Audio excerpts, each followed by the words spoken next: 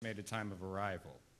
Learning more and doing leaner, sustainable practices within the corporate culture are now starting to realize increased cost savings and therefore increasing profit margins. And now that's what grounds an economy. So regardless of any green economy to come, we won't be prepared for any competitive global economy at any scale unless we bridge the gaps between registered apprenticeship and the workforce system. With alignment, we can make sure that workers have this access to high-quality training, helping people gain relevant skills that are actually in demand. The registered apprenticeship system has 250,000 employers. They all want skilled workers. They're across existing industries and emerging ones. The workforce system has people seeking employment, along with the resources to help people access training and find that employment. So the two systems already complement each other very well. So, given that inherent affinity, the alignment just waiting to happen, implementing things like, say, joint planning between agencies or integrating strategies to provide training assistance both for job seekers and employers, maximizing the collective resources of both systems and amplifying the impact for everyone on every level. All of that, in theory, should be pretty easy. Well, it does sound good, and if it was true, we wouldn't be here today. These are two big systems, lots of parts, lots of inertia, lots of potential, and very hard to shift. It starts with the leadership that's made possible by everyone present in this room, as we work in teams from states across the Northeast and the Virgin Islands.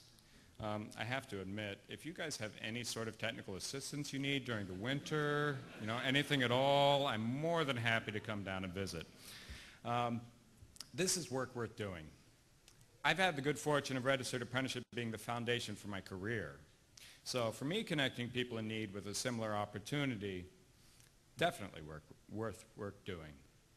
Registered apprenticeship has expanded its options. As mentioned by John Ladd, adding competency and hybrid-based models, it provides all the flexibility needed for exceptionally high-quality workforce training in many different occupations, interim credentials, distance and technology-based learning. All of these new facets of registered apprenticeship just complement the traditional model. Many of the long-standing apprenticeship programs already have articulation agreements in place with post-secondary education institutions. As a graduate of the Carpenters Union Apprenticeship Program, a few additional courses right now, I would have a degree in construction management. Registered apprenticeship remains one of the greatest untapped resources despite training more individuals than any other publicly funded workforce development program, and it's cost efficient. Graduates earn an average of $45,000 annually. The public expenditure to achieve that outcome is less than $75 per apprentice. And that's because registered apprenticeship leverages over $2 billion in private investment from program sponsors. It's based on a partnership with employers. To meet their needs in a highly skilled workforce, it establishes a formal process, not just for the technical knowledge, but the on-the-job learning needed to master the craft or the trade or the occupation. It allows people to learn as people learn best, through experience and through doing. So, as I transitioned from the private sector to the not-for-profit sector, my apprenticeship continued to serve me. First, the trade. The trade I had allowed me to teach high school dropouts how to build homes at Youth Build Providence, during which time I also completed my second apprenticeship. It's not registered, by the way. It's called How to Build an Effective, Well-Resourced, Comprehensive, Community-Based Nonprofit. I did manage to finish that one, thankfully. But at Youth Build Providence, I did have the privilege of connecting our society's most disenfranchised young adults to a meaningful path. They had leadership development, personal development, while they achieved their high school credential. We served the community together. We created quality housing for low-income families in need, and the young adults prepared themselves for a career path, all complemented by an AmeriCorps Education Award at the end, so they could go to community college or wherever they chose to. But of course, our most prestigious Youth Build graduates were placed into registered apprenticeship. So there's a great beauty and power in the Youth Build model. It can truly provide a transformative experience for the hardest to serve young adults you will ever find. However, it is not a model that can meet the skilled workforce needs of an entire sector at scale.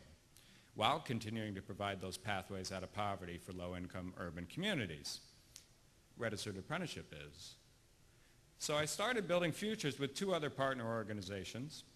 The Providence Plan, which the quickest way to describe it is a think and do tank, ask me more later, and Build RI, which is a labor management partnership, and that has the various contractor associations along with all the member unions of the Rhode Island Building and Construction Trades Council. So Building Futures was founded on a collaborative partnership. It quickly grew to a larger collaboration, beyond those with direct operations in the construction industry, to include those who had stake in the construction industry, whether they knew it or not at first. So the 21-person council that now forms and guides Building Futures includes a public education system, institutions of higher education such as Brown University, University of Rhode Island. It has community-based organizations. It has the State Apprenticeship Council. It has the Building Trades Council. It has governments, both local and state. It has policymakers, decision makers of a variety of sorts, as well as the largest construction employers in our region. And registered apprenticeship is the key strategy for the entire initiative. We act as an intermediary, and we leverage the registered apprenticeship system. So on the supply side, we operate a comprehensive pre-apprenticeship program. It prepares low-income adults, 18 to 35, for success in registered apprenticeship of their choice, in the building trades, that is, but their choice within the building trades. It's recognized by our State Apprenticeship Council, and over the past 2 years of placements, 13 different apprenticeship programs, I'm proud to say we have a 95% retention rate, and that 100% of our graduates are placed, 100%. So through the supply side strategy, we create this bridge between people in need and the registered apprenticeship model, which meets the needs of the public and the employer at the same time, so perfect. But our primary demand side strategy, because we don't, an old friend used to call it train and pray. We don't train and pray, right? We work on those demand side dynamics. And our main strategy around that is an apprentice utilization program. Shocking, I know. But basically it allows the registered apprenticeship system to be further maximized. The apprenticeship utilization program just shifts industry practices and it creates entry-level opportunities, while it ensures that enough training is happening out there in the field to make sure that we can meet future industry market demand.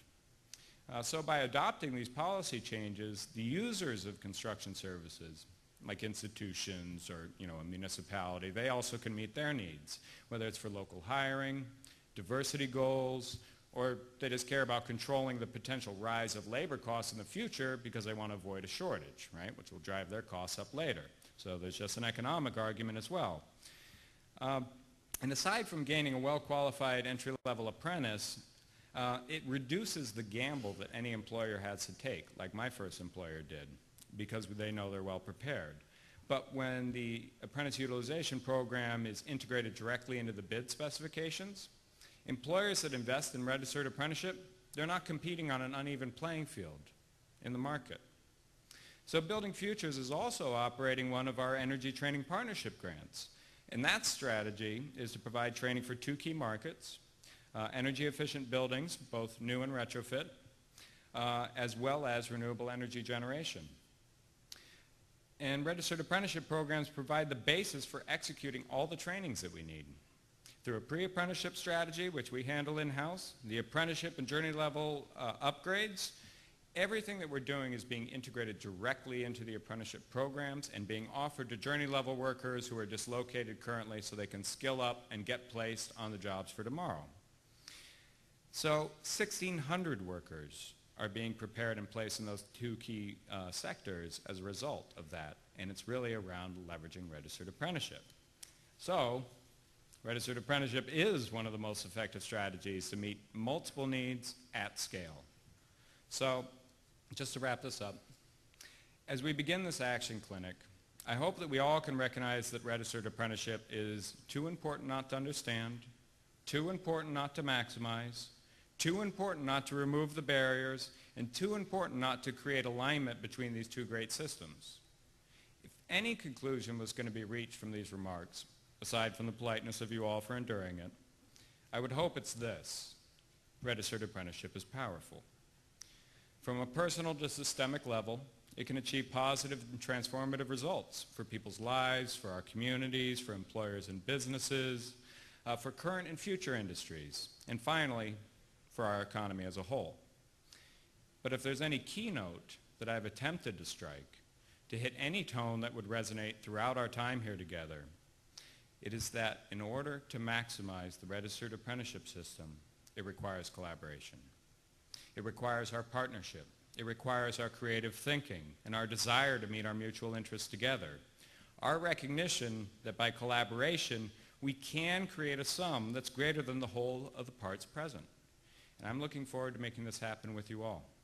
Thank you.